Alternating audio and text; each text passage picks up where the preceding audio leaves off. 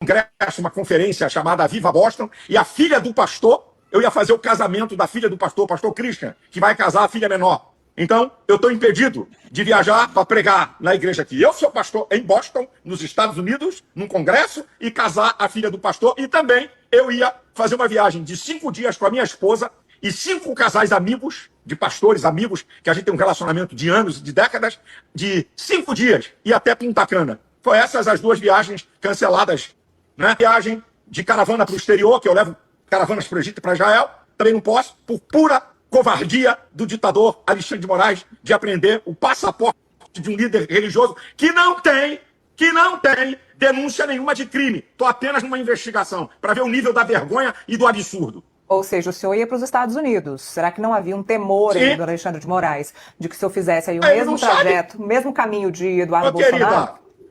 Ele não sabe, querido. Eu estou dando em primeira mão para você. Alexandre de Moraes não sabe que eu ia para os Estados Unidos. Ele não tem onisciência, só Deus que tem. Que história é essa?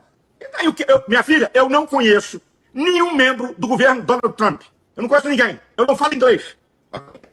Não, tenho que dublar meu vídeo para poder mandar e pedir a um pastor de influência junto de Donald Trump, assim, mande para ele o documento da liderança dos pastores, uma nota de repúdio que o Metrópole divulgou, uma nota pesada de repúdio dessa covardia contra mim. Eu falei, manda para ele, eu não falo inglês. O que é que eu tenho que o Alexandre de Moraes vai adivinhar que viagem eu tenho? Ele não vai adivinhar. Eu estou contando em primeira mão para vocês. Eu quero usar uma frase do velho dos livros. Pô, meu padrinho, é só não fazer nada errado que tá tudo certo. E tá errado? Tá errado. A questão sobre isso é muito simples. Eu não sei se tu viu que ele utiliza que ele foi hipócrita no decorrer do vídeo, porque ela perguntou se o Malafaia, né, não tinha como ir, né, não tinha contatos, né, não ia ir para lá e fazer que nem o Flávio. Aí diz o Malafaia, ele não sabe, né? E aí ela vai lá e diz que ele poderia ter, né, influência lá, né, dentro dos Estados Unidos, né? Mas aí, assim, como é que o Alexandre de Moraes ia saber, né, também, que ele tem influência nos Estados Unidos ou não? Né? Fica aí aberta essa dúvida, né?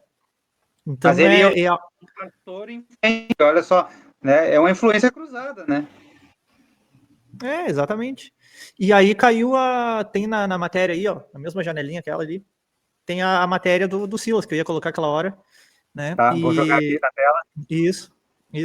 Que é sobre a respeito da identificação de um esquema de coação de mentiras com o Bolsonaro, né? Justamente com quem, né?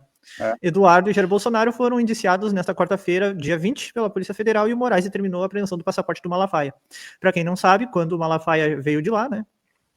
Ele estava em viagem e apreenderam o passaporte diplomático dele, né? O passaporte diplomático não, mas o passaporte normal, porque ele é um cidadão, né? Eu tenho o costume de dizer passaporte diplomático porque é para autoridades, mas o dele é um passaporte comum, né? Então, em relatório, e prenderam também, antes de ler a matéria, prenderam o celular dele também, ele teve que prestar depoimento, então foi bem assim, bastante. E aí, com isso, vazaram vários áudios, né? E então, em relatório enviado ao STF, nessa quarta-feira, dia 20, a Polícia Federal afirma ter identificado que Eduardo Bolsonaro, do PL, contam com, entre aspas, auxílio material de terceiros para uma finalidade criminosa e que o pastor Silas Malafaia estaria envolvido. Eduardo e Jair Bolsonaro foram indiciados pela Polícia Federal pelos crimes de coação no curso do processo e tentativa de abolição do Estado Democrático de Direito. O ministro do STF, Supremo Tribunal Federal, Alexandre de Moraes, determinou a apreensão do passaporte do Malafaia. Aí aqui tem um videozinho dele, né, falando sobre isso. Eu acredito que não vai pegar, então eu vou só... Não sei porque que eu dei o play aqui, né. Ademais, é possível identificar que os investigados, Jair e Eduardo Bolsonaro, contam com auxílio material de terceiros, que, atuando em unidade e desígnios, agem de forma direta para a consecução da finalidade criminosa. Conforme será demonstrado mais adiante, as ações de colaboração dos demais investigados são realizadas da forma estruturada a partir da divisão de tarefas de modo síncrono e ajustada à estratégia criminosa atualmente em plena continuidade delitiva, aponta o relatório final da PF. Nesse contexto, a análise do material probatório arrecadado identificou que o indivíduo Silas Malafaia, conhecido como líder religioso, vem atuando de forma livre e consciente, olha só, em liame subjetivo com os demais investigados na definição de estratégias de coação e difusão de narrativas inverídicas. Então é correto dizer que ele é um senhor mentiroso também. Malafaia teve seu celular apreendido na última quarta-feira, dia 20, no Aeroporto Internacional do Galeão, no Rio de Janeiro. Foi aí que eu falei, né? Ele botou o pé aqui, desceu no aeroporto, já prenderam ele. O passaporte, no caso. A PF teve acesso ao celular de Jair Bolsonaro em 4 de agosto, após a decisão do ministro Alexandre de Moraes. Moraes entendeu que o ex-presidente descumpriu medidas cautelares impostas, aqui está cautelas, né, mas é cautelares, impostas por ele, e determinou sua prisão domiciliar, além da apreensão do aparelho eletrônico. A polícia adiciona que as novas informações encontradas no celular do ex-presidente corroboram a hipótese de um conjunto orquestrado de ações praticadas pelos indivíduos que tinham como objetivo coagir o membro do judiciário e do legislativo. As conversas recuperadas no celular de Bolsonaro aconteceram entre 13 de junho e 18 de julho deste ano. Aliado ao ex-presidente, Malafaia financia e organiza parte das manifestações envolvendo o ex-presidente.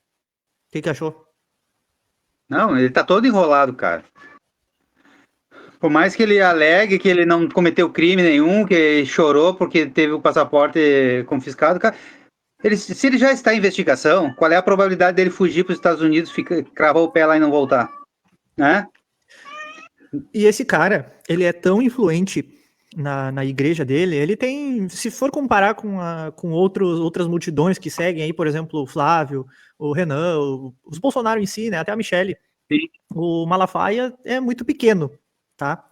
Mas ele é um cara que, embora tenha um público pequeno, é um público modesto e condizente, né, de bastante gente, ainda assim, que vota, né, de pessoas que dão dinheiro para ele, e ele consegue ludibriar e enganar essas pessoas. Então é por isso, entendeu? O que garante que ele não poderia ficar sendo sustentado lá?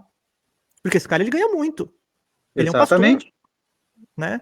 Ele é o pastor Silas Malafaia, um nome de peso aqui no Brasil. Então o que garante? Ele poderia até...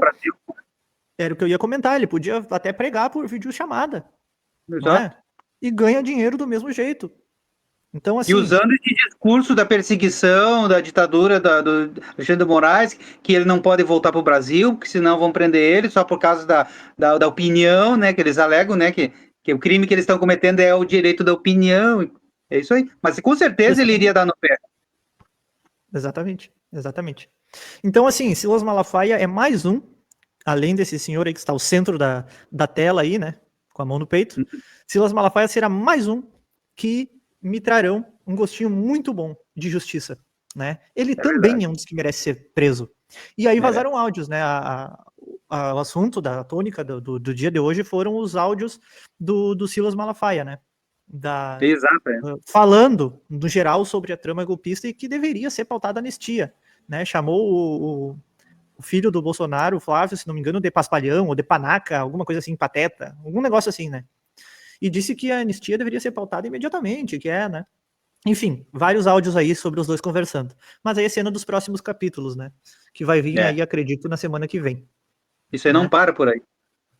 Isso daí tem muita água para rolar embaixo dessa ponte ainda, né? Muita água.